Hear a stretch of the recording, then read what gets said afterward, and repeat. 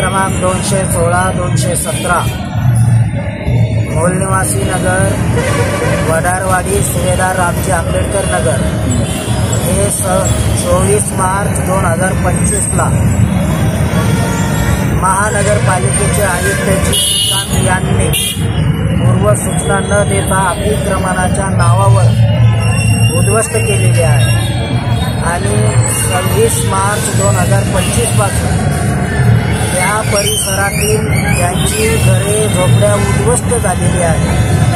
असे हे सर्व बेघर झालेले नागरिक माननीय जिल्हाधिकारी छत्रपती संभाजीनगर यांच्या कार्यालयासमोर संसार थांबून बसलेले आहेत। संसार थांबण्याचे आंदोलन चालू आहे।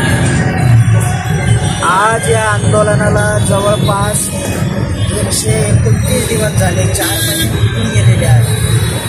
तरी इथल्या महानगरपालिकेला, जिल्हा प्रशासनाला, सरकारला, विविध प्राधिकरणांना, आमदार खासदारांना, मुख्यमंत्र्याला, गृहमंत्र्याला या आंदोलनाची दखल घेऊ वाटत नाही आणि म्हणून लोकशाहीच्या मार्गाने जे आंदोलन चालू होतं, लोकशाही देशामध्ये जर दुर्लक्ष होत असेल आंदोलनाकडे तर हे चांगलं नाही।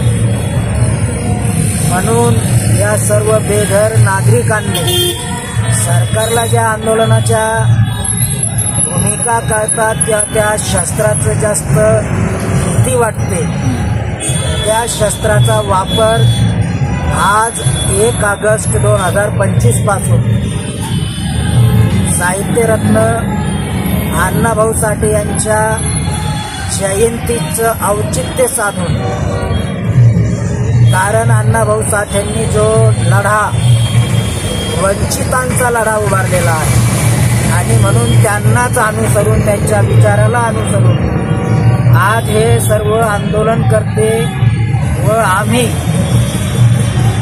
आमरण उपोषणाला बसलेलो आहोत। आमच्या आंदोलनाचा इतिहास राहिलेला आहे, 128 दिवस आम्ही हे सोडलेलं नाही आणि आता सुद्धा असंच आहे। शासनानं, प्रशासनानं एक लक्ष द्यावं, दखल घ्यावी।